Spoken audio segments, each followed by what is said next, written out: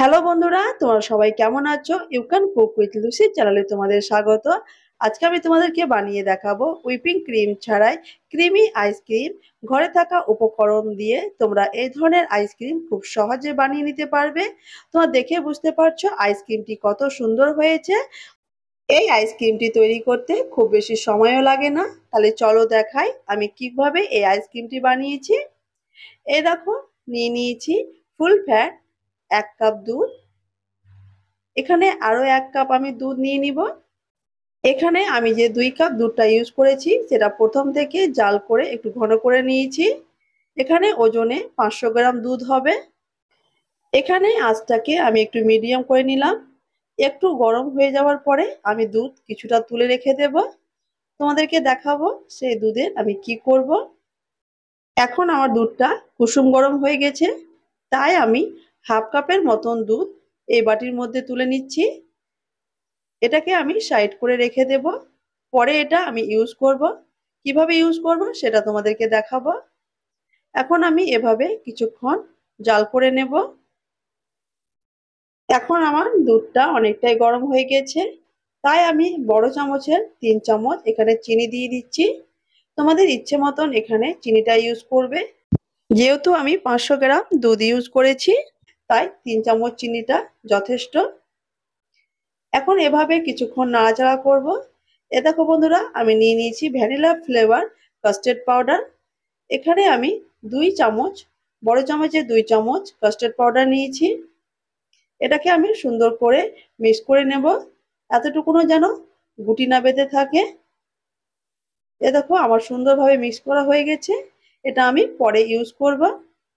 কিছুক্ষণ জাল করার পরে আমার দুধটা একটু ঘন হয়ে এসছে। তোমাদের দুধ যদি ঘন না থাকে তো একটু বেশি করে সময় নিয়ে দুধটাকে ঘন করে নিতে হবে। এখন আমি যে কাস্টার্ড পাউডারটাকে গুলে রেখেছিলাম সেটা এখন ইউজ করব। এভাবে একটু একটু করে দুধের মধ্যে আমি মিক্স করে নেব। একসঙ্গে দিয়ে দিব না, নাহলে তলায় লেগে যাবে। এ দেখো বন্ধুরা, যখনই কাস্টার্ড পাউডার ইউজ করবে তখনই কন্টিনিউ হাতাটাকে নাড়িয়ে যেতে হবে। কাস্টার্ড পাউডারটা পুরোটাই আমি দুধের মধ্যে ঢেলে দিয়েছি।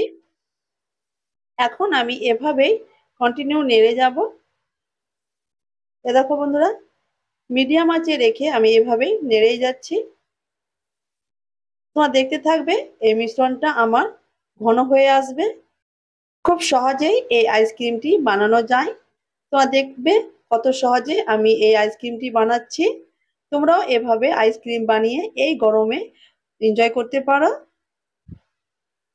এ দেখো বন্ধুরা, কথা বলতে বলতে তোমরা দেখতে পাচ্ছ আমার যে দুধের যে মিশ্রণটা ছিল কতটা ঘন হয়ে এসছে।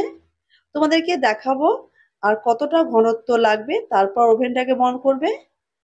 এখানে কাস্টার্ড আর দুধের যে মিশ্রণটা আছে এটা খুব বেশি ঘন করে নিলে হবে না, তাই তোমাদেরকে একটু ফলো করে দেখাচ্ছি। দেখো, এখানে যে আমার দুধের মধ্যে বাবলস ক্রিয়েট হচ্ছে, তখনই বুঝে নিতে হবে যে তোমার দুধের মিশ্রণটা হয়ে গেছে।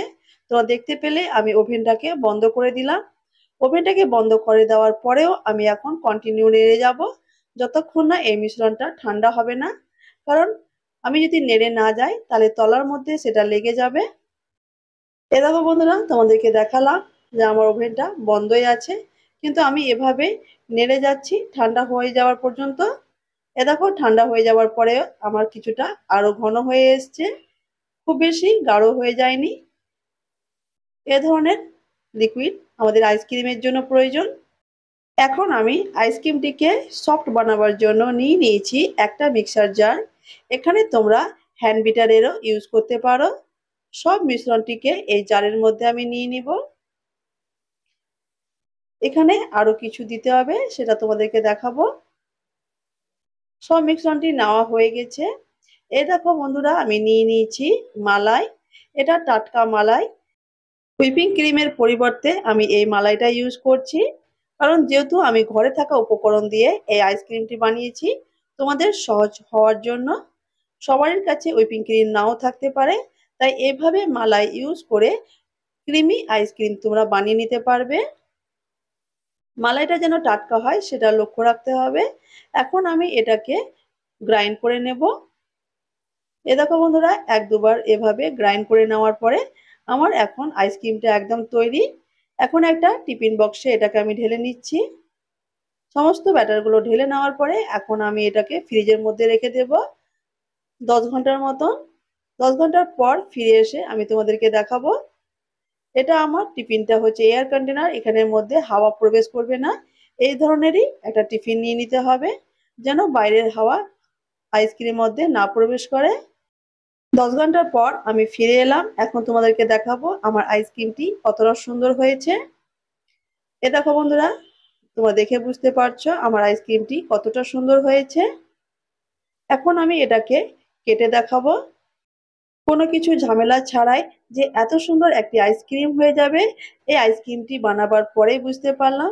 বিশেষ করে বন্ধুরা, এই ধরনের আইসক্রিম বানিয়ে যদি ঘরের মধ্যে রেখে দাও, তো বাচ্চারা যখন ইচ্ছে তখন এই আইসক্রিমটা খেয়ে ভীষণই এনজয় করবে। কলিজা ঠান্ডা করা এই আইসক্রিম একবার বানিয়ে দেখো, তোমরাও বুঝতে পারবে কত সহজে আর কত অল্প সময়ে আইসক্রিমটা হয়ে যাচ্ছে। তোমরা বাইরে থেকে কিনে আনতে ভুলে যাবে, এত সুস্বাদু আর মজাদার এই আইসক্রিমটি। একটু টুটি ফুটি দিয়ে আমি আইসক্রিমটিকে ডেকোরেট করে নিলাম। আমার এই রেসিপি তোমাদের ভালো লেগে থাকলে অবশ্যই ভিডিওকে লাইক আর চ্যানেলকে সাবস্ক্রাইব করবে আর সবাইকে শেয়ার করবে। বেল আইকনটিকে প্রেস করে নিবে নতুন ভিডিওটির নোটিফিকেশন পাওয়ার জন্য। এখন আমি এটাকে খেয়ে দেখাবো। বিশেষ করে বন্ধুরা, এই আইসক্রিমটি মুখে দিলে একদম মেল্ট হয়ে যাবে, এই ধরনের একটি আইসক্রিম। তোমাদের কাছে একটাই রিকোয়েস্ট করবো বন্ধুরা, খুব কষ্ট করে একা একা ভিডিও বানাই, একাই সবকিছু করি, তোমরা সবাই জানো। আমাকে হেল্প করার মতন কেউ নাই। ভিডিওটি দেখে তোমাদের যদি এতটুকুনো ভালো লেগে থাকে অবশ্যই একটা সাবস্ক্রাইব করে দিও। নতুন ভিডিওতে তোমাদের সঙ্গে আবার দেখা হবে। ততক্ষণের জন্য ভালো থেকো, সুস্থ থেকো, সুন্দর থেকো। বাই বাই বন্ধুরা।